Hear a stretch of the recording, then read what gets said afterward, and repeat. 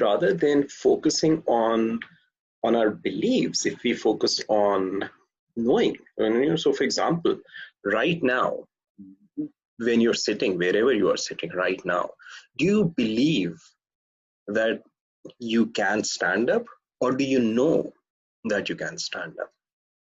And now notice there is a difference, by the way. Okay. But I want you to check that. I want you to check this feeling. I want you to say that to yourself for a moment. And notice how it feels when you say that. Is there any difference if you say that, I believe I can stand? And so Sitara said, so those of you who drive a car, do you believe that you can drive a car, or do you know that you can?